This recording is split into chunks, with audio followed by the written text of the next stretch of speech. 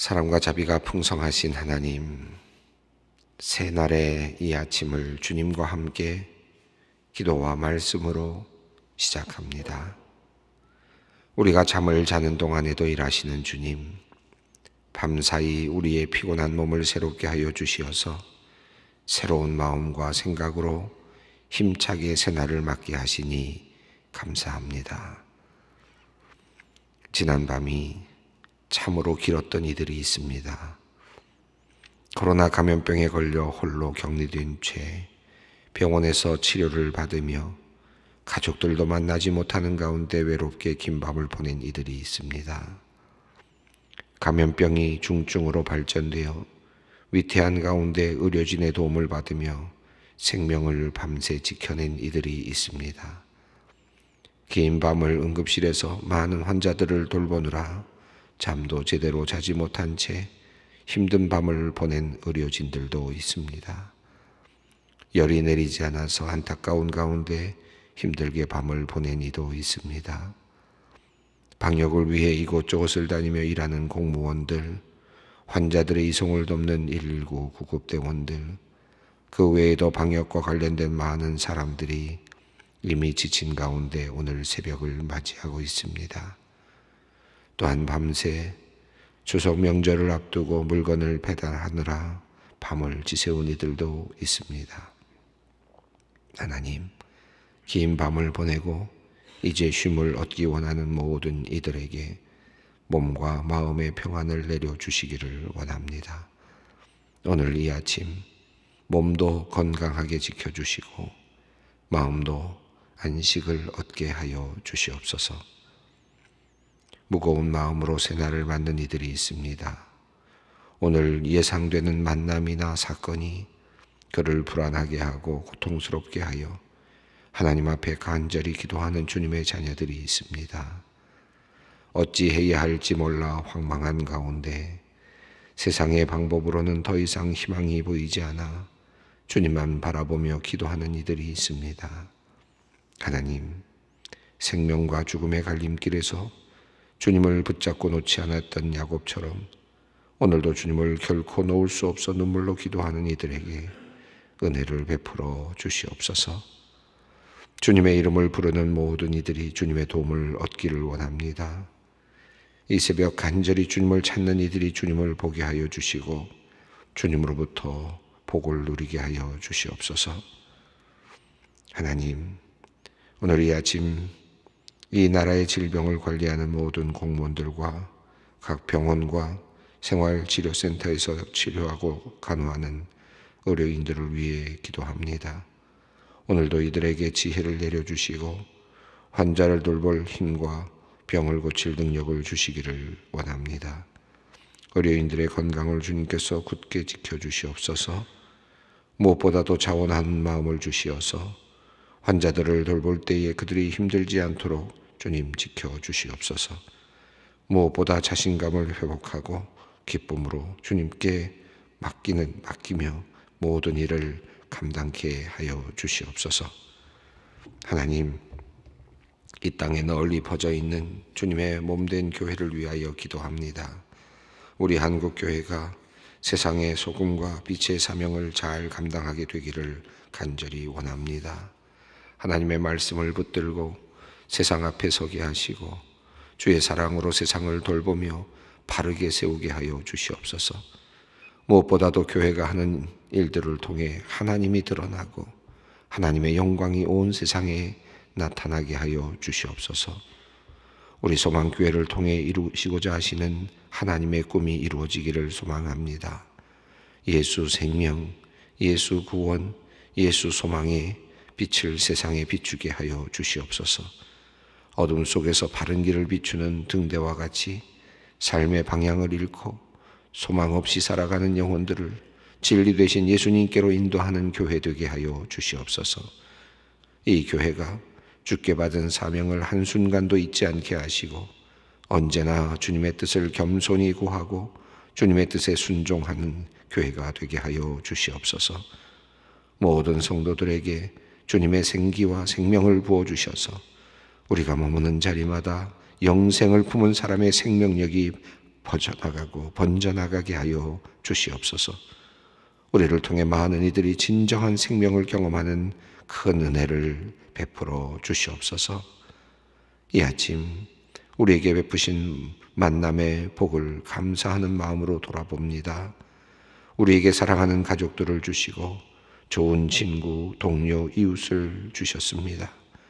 무엇보다도 하나님을 만나게 하셨습니다. 혼자 외롭게 신앙생활하지 않도록 믿음의 식구들도 보내주셨습니다. 이 모든 것이 주님의 은혜입니다. 참으로 감사합니다. 자격 없는 자를 예수 그리스도의 보혈로 덮으시고 새로운 피조물이 되게 하신 그 은혜를 늘 기억하며 살게 하옵소서. 특별히 코로나 감염병이 계속 우리를 위협하고 있는 상황 속에서 우리에게 주신 사람들을 끝까지 사랑하며 서로 도우며 하나님을 증언하는 귀한 주님의 자녀들 되게 하여 주시옵소서. 하나님, 소망의 식구들을 위해 기도합니다. 사랑하는 어머니가 골다공증으로 인해 금이간 척추 때문에 오늘 긴급 수술에 들어가는 상황에서 애타게 기도하는 따님 권사님이 있습니다. 평생 충성스럽게 교회를 섬기고 자식들을 위하여 내리사랑으로 아낌없이 내주기만 하신 어머니가 극심한 고통 속에 수술에 임하는 모습을 보며 마음이 아픕니다. 골다공증으로 인해 금이간 뼈의 지지대를 고정하기도 어렵고 자연 치유를 기다리기에는 너무 고통이 심해 긴급 수술을 합니다. 주님, 이 모든 사정을 헤아려 주시옵소서. 이 수술을 통해 고통이 가라앉을 수 있게 하여 주시고 모든 연약한 부분들이 강하게 주님 채워지는 은총을 허락해 주시옵소서. 이제 말씀을 듣습니다. 하늘의 양식 먹고 마시는 기쁨으로 우리의 영과 육을 채워 주시옵소서. 우리 안에서 살아서 역사하시는 말씀의 능력을 따라 우리의 걸음이 견고하게 되는 역사가 있게 하여 주시옵소서. 우리 주 예수 그리스도의 이름으로 기도드리옵나이다. 아멘. 주님의 말씀 사무엘상 7장 3절로 17절 말씀입니다. 사무엘상 7장 3절로 17절 말씀 함께 봉독하겠습니다. 사무엘이 이스라엘 온 족속에게 말하여 이르되 만일 너희가 전심으로 여호와께 돌아오려거든 이방 신들과 아스타소로스를 너희 중에서 제거하고 너희 마음을 여호와께로 향하여 그만을 섬기라. 그리하면 너희를 브레셋 사람의 손에서 건져내시리라. 이에 이스라엘 자손이 바알들과 아스타롯을 제거하고 여호와만 섬기니라. 사무엘이 이르되 온 이스라엘은 미스바로 모이라.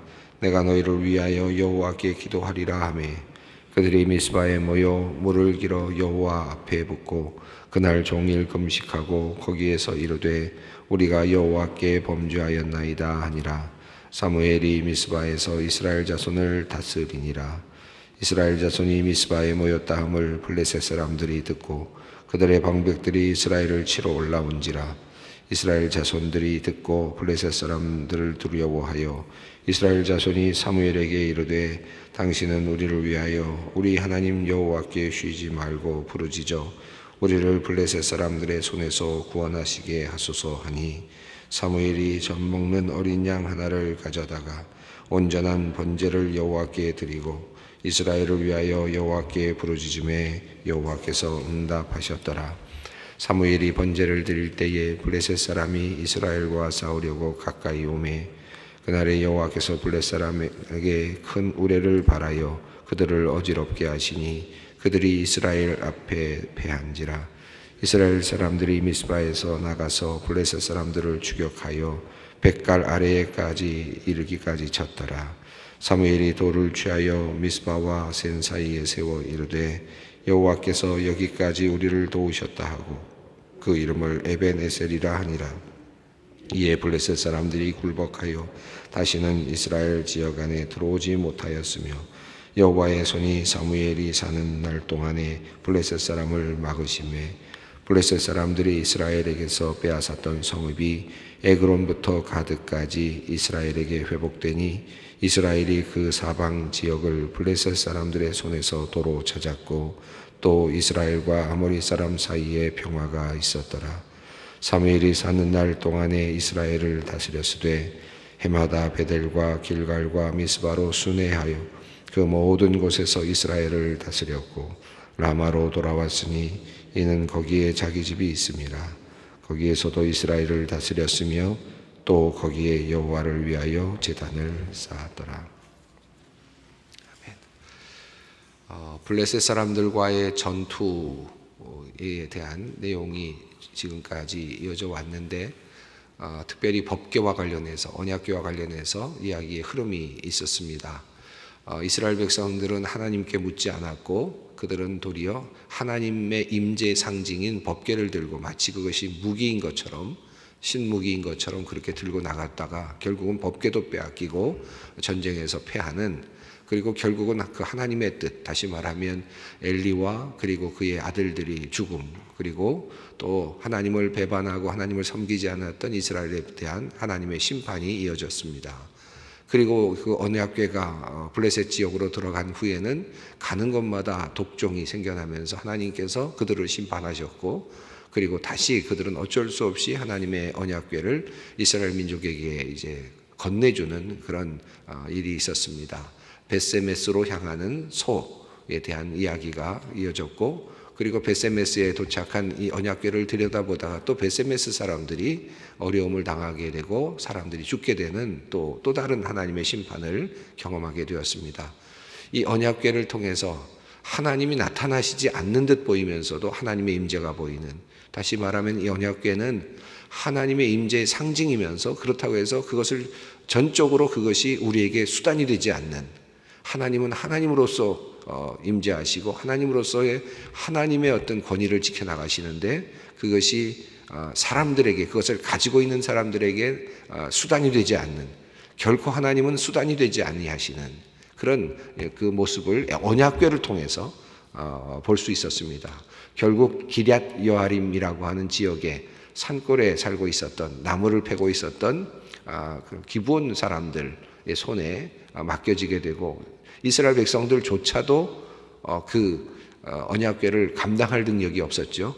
자신들에게 주어진 귀한 언약궤였는데도 불구하고 자신들 영토에서 종살이를 하고 있었던 기브온 사람들, 기럇 여아림이라고 하는 그곳에 법궤를 갖다 둠으로써 그들이 지금 이 언약궤 자체를, 하나님의 그 궤 자체를 그들이 마음껏 누릴 수 없는, 그 의미를 누릴 수 없는, 그 힘을 누릴 수 없는, 감당이 안 되는 그런 상황이 되고 말았습니다. 그렇게 20여 년이 흘러가고 있었다라는 내용이었죠. 이 마지막 부분에서 2절 마지막 부분에서 어제 본문입니다마는 궤가 기럇 여아림에 들어간 날부터 20년 동안 오래 있은지라 이스라엘 족속이 여호와를 사모하니라라고 되어 있습니다. 이 영어를 보면 모운드라는 말을 쓰고 있는데 이 말은 이제 애통했다라는 뜻이죠. 자, 여호와를 향해 애통했다라는 뜻으로 그렇게 해석할 수 있겠습니다. 어떤 의미겠습니까? 여러 마음이 교차하지 않았겠습니까? 여호와를 통해서 법궤가 돌아와서 문제는 해결했지만, 그러나 그 하나님이 이스라엘 민족에게도, 실제로는 이스라엘 지파에게도 하나님이 되지 아니하는, 그들에게도 저주가 내리는, 어찌 보면 그런 상황 속에서 하나님으로부터 문제는 해결이 됐지만 여전히 아직도 무언가가 남아있는, 하나님께서 자기 자신들을 받아들이지 못하는, 받아주시지 않은 것 같은 그런 마음이 있었겠죠. 그래서 그들은 지금 애통하는 마음이었다라고 표현을 한 것 같습니다. 문제는 해결이 되었지만 그러나 이제 드디어 하나님께 돌아가고 싶은 마음, 또는 하나님과 멀리 아직 우리가 떨어져 있다는 그런 의식을, 감각을 갖게 되었다고 생각이 듭니다. 자, 이때 드디어 사무엘이 등장을 합니다. 오늘 본문은 이제 사무엘이 이런 혼잡한 상황 속에서 이스라엘 백성들이 블레셋 사람들에게 패하고 법궤가 빼앗겨지고 다시 법궤가 돌아오는 과정에서 그리고 그럼에도 불구하고 누가 어떻게 무엇을 해야 될지 알 수 없는 상황 속에서 정말 절반의 평화를 누리고 있는, 언제든지 블레셋 사람들이 돌아올 수 있고 또 아모리 족속들이 또는 여러 주변의 민족들이 그들을 또 침범할 수 있는 그런 상황 속에서 이제 사무엘이 지도자로 나서는, 그래서 사사의 역할을 하는 그런 장면입니다. 자, 3절 말씀을 읽습니다. 사무엘이 이스라엘 온 족속에게 말하여 이르되 만일 너희가 전심으로 여호와께 돌아오려거든 이방 신들과 아스다롯을 너희 중에서 제거하고 너희 마음을 여호와께로 향하여 그만을 섬기라. 그리하면 너희를 블레셋 사람의 손에서 건져내시리라. 3절 말씀은 사무엘의 짧은 연설로 되어 있습니다. 다시 말하면 사무엘의 메시지죠. 사무엘의 설교라고 할 수 있겠습니다. 사무엘이 뭐 여러 번 말씀도 증거했을 것이고 가르쳤을 것 같은데 그 모든 사역 중에서 굉장히 중요한 핵심적인 내용이라고도 할 수 있겠고, 특별히 이스라엘 백성들을 이제 모으면서 하는 첫 번째 설교라고도 할 수 있겠습니다.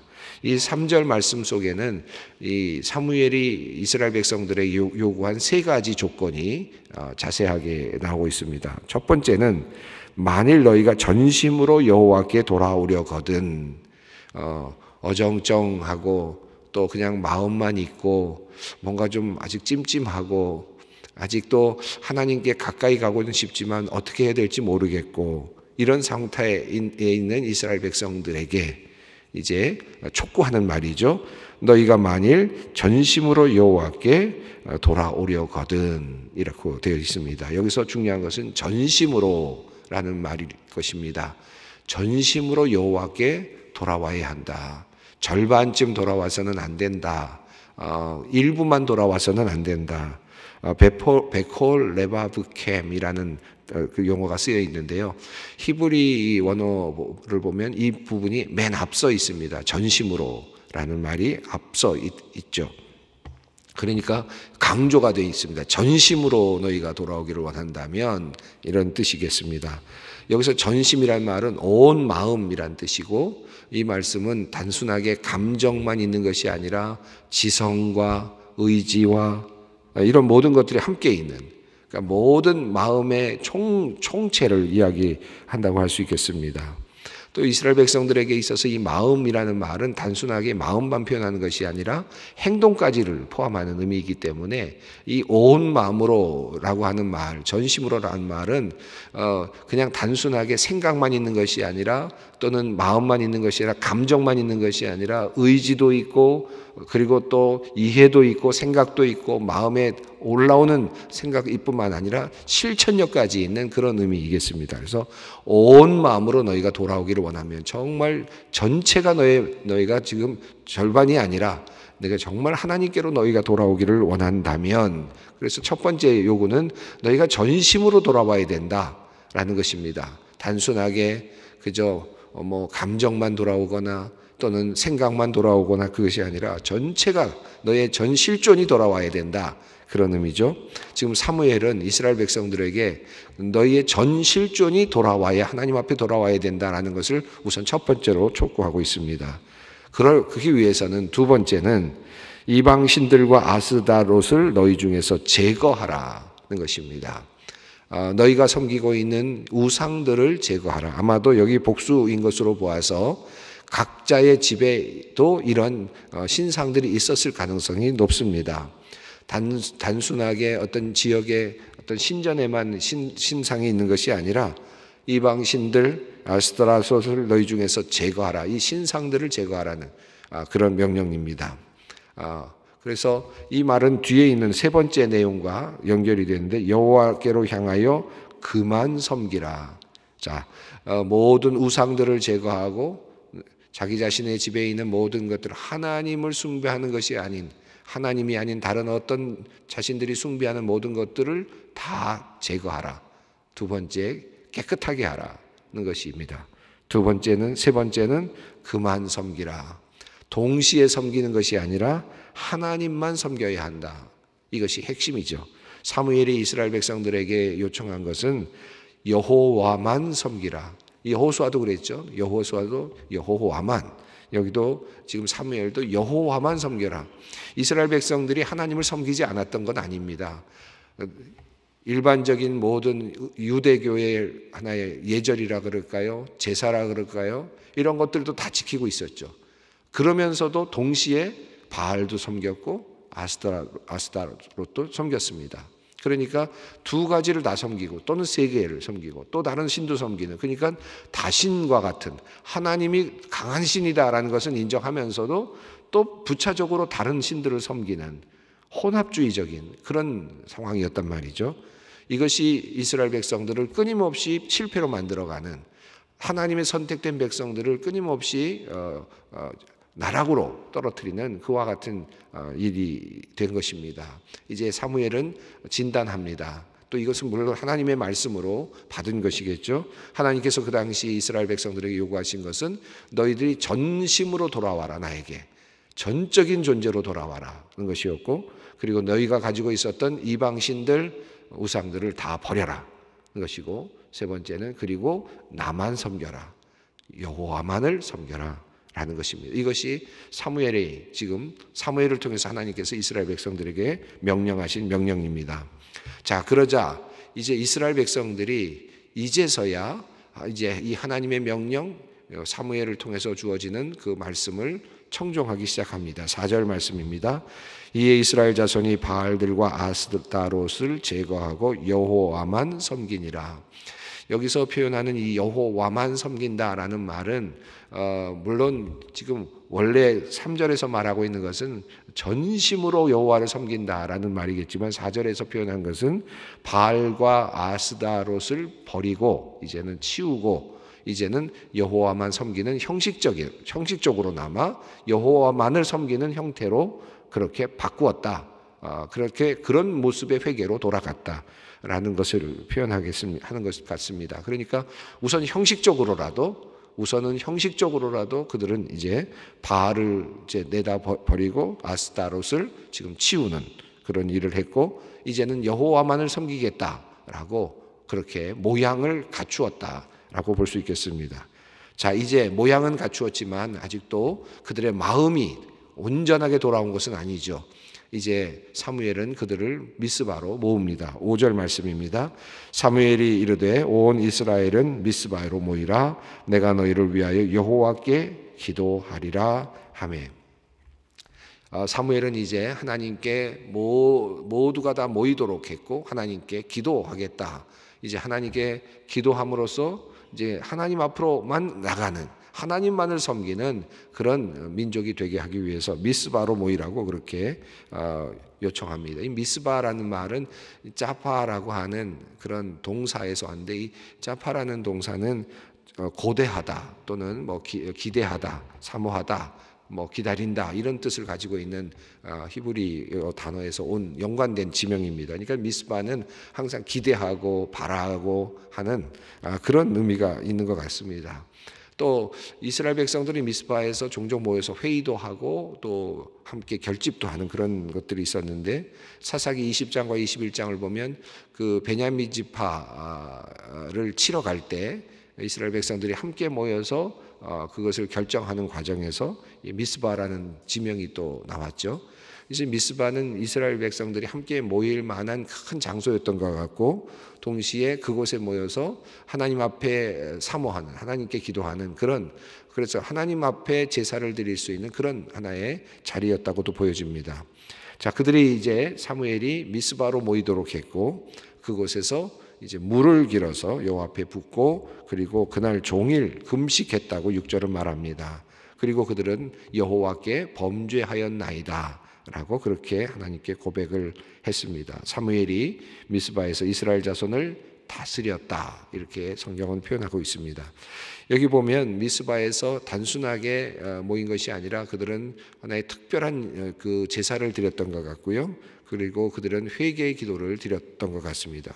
그리고 사무엘이 그곳에서 이스라엘을 다스렸다. 여기서 말한 다스린다는 말은 사사의 역할을 이제 시작했다는 의미이기도 하고, 동시에 이스라엘 백성들을 가르쳤다는 의미도 함께 있는 듯 보입니다. 그래서 이제 미스바에서부터 이제 이스라엘 백성들이 함께 모두 모이고 회개하고 하나님만을 섬기고 사무엘을 통해서 하나님의 가르침, 하나님의 지시하심을 받는 이제 하나님의 백성이 되는, 하나님의 백성으로 돌아오는 그런 상황이 되었습니다. 자, 이렇게 이제 미스바에서 모였을 때 이제 하나의 상황이 이제 전개되는데 7절 말씀입니다. 이스라엘 자손이 미스바에 모였다 함을 블레셋 사람들이 듣고 그들의 방백들이 이스라엘을 치러 올라온지라 이스라엘 자손들이 듣고 블레셋 사람들을 두려워하여. 이스라엘 자손들이 미스바에 모였다고 하니까 블레셋 사람들이 도리어 그들을 치러 왔다. 왜 그랬을까요? 이스라엘 백성들이 전체적으로 모였으니까 큰 병력이 집결했다고 생각을 했을 수도 있습니다. 그러니까 블레셋 사람들은 아마도 전쟁이 곧 일어날 것이라고 생각했는지 그들이 도리어 먼저 이제 그것을 막기 위해서 왔을 수도 있겠습니다. 어쨌든 지금 블레셋 사람들이 공격해 들어오는 상황이 되었습니다. 8절 말씀입니다. 이스라엘 자손이 사무엘에게 이르되 당신은 우리를 위하여 우리 하나님 여호와께 쉬지 말고 부르짖어 우리를 블레셋 사람들의 손에서 구원하시게 하소서 하니. 여호와의 선지자 사사인 사무엘에게 이스라엘 백성들이 하나님께 기도해서 우리를 구원하게 해달라고 그렇게 부탁을 합니다. 과거와는 많이 달라졌죠. 어떻게 했습니까? 장로들이 함께 모여서 의논을 하고 어떻게 하면 전쟁에서 승리할까? 언약궤를 가지고 나가자. 이제 인간적인 생각, 인간적인 과거의 경험들로부터 왔던 그런 파편적인 어떤 신앙적인 어떤 내용들을 가지고 해결책을 모색하고 있었던, 하나님은 하나님께 묻지 않는, 하나님께 기도하지 않았던 과거의 모습과는 다릅니다. 이제 사무엘에게 기도해달라고 부탁하고 이제 그렇게 요청을 합니다. 사무엘이 9절을 보면 젖 먹는 어린 양 하나를 가져다가 번제를 드립니다. 그러자 여호와께서 응답하셨다라고 그렇게 말씀합니다. 10절 말씀을 읽습니다. 사무엘이 번제를 드릴 때 블레셋 사람이 이스라엘과 싸우려고 가까이 오매 그날에 여호와께서 블레셋 사람에게 큰 우레를 발하여 그들을 어지럽게 하시니 그들이 이스라엘 앞에서 패한지라. 10절을 보면 너무나도 단순하게 하나님께서 직접 움직이시는 모습을 볼 수 있습니다. 하나님께서 우레를 발하여서 그들을 어지럽게 하시고 그들이 이스라엘 앞에서 패했다, 이렇게 증언하고 있습니다. 자, 그래서 벳갈까지 추격을 하게 되고, 그리고 미스바와 센 사이에 돌을 사무엘이 취하게 되고, 여호와께서 여기까지 우리를 도우셨다 하고 이름을 에벤에셀이라고 그렇게 명명을 하게 되었습니다. 자, 13절 이후는 그 이후로 블레셋 사람들이 굴복하여 다시는 이스라엘 지역 안에 들어오지 못하였다. 사무엘이 통치하기 시작한 다음부터 블레셋 사람들은 이제 더 이상 이스라엘을 넘보지 못하는 상태가 되었고, 14절을 보면 에그론부터 가드까지 이스라엘이 회복이 되었다. 아마 그 지역 접경까지 이스라엘 백성들이 살게 되었다는 뜻 같습니다. 그래서 사망의 지역을 이 블레셋 사람들의 손에서 모든 지역들을 다시 찾았고, 또 이스라엘과 아모리 사람 사이에 평화가 있었다. 자, 이제 사무엘의 통치가 시작이 되고, 또 그 동안에 사무엘이 통치하는 동안 사무엘을 통해서 하나님의 통치가 이루어지는 그 사이에 이스라엘에게는 평화가 있었다라고 하는 내용입니다. 지명을 좀 보려고 했는데 시간이 많이 가서 다음 시간에 우리 지명 지도도 함께 보면서 위치들을 한번 살펴보도록 하겠습니다. 오늘 여기까지 살펴봅니다. 오늘 말씀을 통해서 이스라엘 백성이 이제 전심으로 그리고 제하여 버리고 그리고 오직 주만 섬기라. 이 사무엘을 통해서 주어졌던, 이스라엘 백성에게 주어졌던 그 말씀이 오늘 우리에게 주시는 말씀이 되기를 바랍니다. 함께 기도의 자리로 나아가겠습니다. 하늘에 계신 우리 아버지 이름을 거룩하게 하시며 아버지의 나라가 오게 하시며 아버지의 뜻이 하늘에서와 같이 땅에서도 이루어지게 하소서. 오늘 우리에게 일용할 양식을 주시고 우리가 우리에게 잘못한 사람을 용서하여 준 것 같이 우리 죄를 용서하여 주시고 우리를 시험에 빠지지 않게 하시고 악에서 구하소서. 나라와 권능과 영광이 영원히 아버지의 것입니다. 아멘.